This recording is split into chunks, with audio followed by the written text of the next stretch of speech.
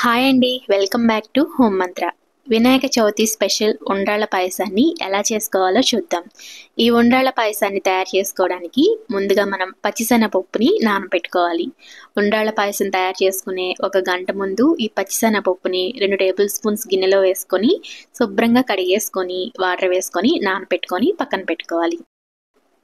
తర్వాత ఒక ప్యాన్ తీసుకొని అందులోకి 1 కప్పు బియ్యం పిండిని వేసుకోవాలి. రెడీమేడ్ బియ్యం పిండి అయినా పర్లేదు, మనం ఇంట్లో పట్టించుకున్న బియ్యం పిండి అయినా పర్లేదు, ఏదైనా వాడుకోవచ్చు.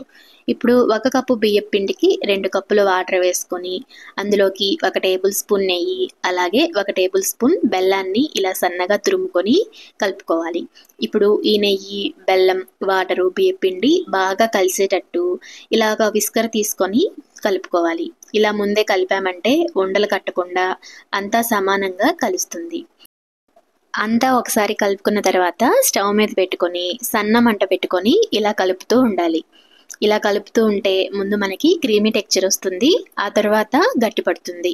అప్పటి వరకు సన్న మంట మీద కలుపుతూ ఉండాలి. ఇలా కలుపుతూ ఉండాలి, లేకపోతే అడుగున మాడిపోతుంది. చూసారు కదా, కలుపుతూ ఉండంగానే మనకి ముందు క్రీమీ టెక్చర్ అయితే వచ్చేసింది. తర్వాత ఇది ప్యాన్ని వదిలేస్తూ గట్టిపడుతుంది. అప్పటి వరకు కలుపుకుంటే సరిపోతుంది. ఇలా అంతా దగ్గర పడే వరకు కలుపుకోవాలి. మొత్తం ఒక చపాతీ ముద్దలాగా అయిపోతుంది. అప్పటి వరకు కలుపుకుంటే సరిపోతుంది. అలాగే 1 కప్పు బియ్యం పిండికి తప్పనిసరిగా 2 కప్పులు వాటర్ వేసుకుంటే బియ్యం పిండి అనేది బాగా ఉడికి మనకి ఉండ్రాళ్ళు బాగా సాఫ్ట్గా మెత్తగా వస్తాయి. కాబట్టి వాటర్ మెజర్మెంట్ని కరెక్ట్గా ఇలా తీసుకోవాలి.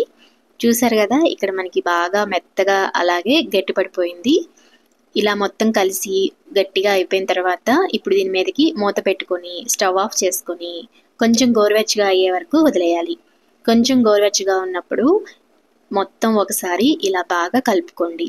ఇలా పిండి ముద్దను బాగా చేత్తో నలుపుతూ కలుపుకోవడం వల్ల బాగా సాఫ్ట్గా అవుతుంది. మనం చేసుకున్న ఉండ్రాళ్ళు కూడా చూడటానికి చాలా చక్కగా స్మూత్గా ఉంటాయి. చూసారు కదా, పిండి కొంచెం స్మూత్గా అయింది.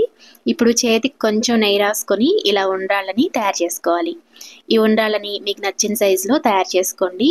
మీడియం సైజ్ కానీ చిన్న సైజ్ కానీ తయారు చేసుకోండి. పెద్ద సైజ్ చేసుకుంటే లోపల సరిగా ఉడకవు. ఇలా చిన్న సైజ్ చేసుకుంటే త్వరగా ఉడుకుతాయి. చూసారు కదా, ఇలా ఉండ్రాళ్ళని అన్నింటినీ ముందుగానే తయారు చేసుకోవాలి. ఈ ఉండ్రాళ్ళు మనకి చాలా మెత్తగా ఉంటాయి. చూసారు కదా, చాలా స్మూత్గా మెత్తగా వస్తాయి. ఇప్పుడు కొంచెం పిండి ముద్దను ఇలా ఉంచుకోండి. ఇప్పుడు కొంచెం వాటర్ వేసుకొని దీనిని కొంచెం లూజ్ కన్సిస్టెన్సీని చేసుకోవాలి. ఈ పిండి ముద్దను ఇలా వాటర్లో కలుపుకొని కొంచెం లూజ్ చేసుకొని పక్కన పెట్టుకొని మనం మళ్ళీ చిక్కదనం కోసం ఉండ్రాళ్ళ పాయసంలో కలుపుకోవాలి. చూసారు కదా, ఈ విధంగా పల్చగా కలుపుకొని ఒక గిన్నెలోకి తీసుకొని పక్కకు పెట్టుకోండి. ఇలా అంతా కలుపుకొని గిన్నెలోకి తీసుకొని పక్కకు పెట్టుకున్న తర్వాత ఇప్పుడు స్టవ్ మీద ప్యాన్ పెట్టుకొని ఇందాక మనం ఏ కప్పుతో అయితే బియ్యం పిండిని తీసుకున్నామో అదే కప్పుతో 3 కప్పులు వాటర్ని వేసుకోవాలి. ఇలా 3 కప్పులు వాటర్ని వేసుకున్న తర్వాత అందులోకి 1/2 కప్పు బెల్లాన్ని ఇలా సన్నగా తురిమి యాడ్ చేసుకోవాలి. తీపి ఎక్కువగా తినాలనుకుంటే 1 కప్పు దాకా బెల్లం యాడ్ చేసుకోవచ్చు. 1/2 కప్పు బెల్లం అయితే మనకి తీపి కరెక్ట్గానే సరిపోతుంది. మనం సన్నగా తురిమి బెల్లాన్ని వేసుకోవడం వల్ల త్వరగా వాటర్లో కలిసిపోతుంది. గడ్డలు లేకుండా చక్కగా వెంటనే కలిసిపోతుంది.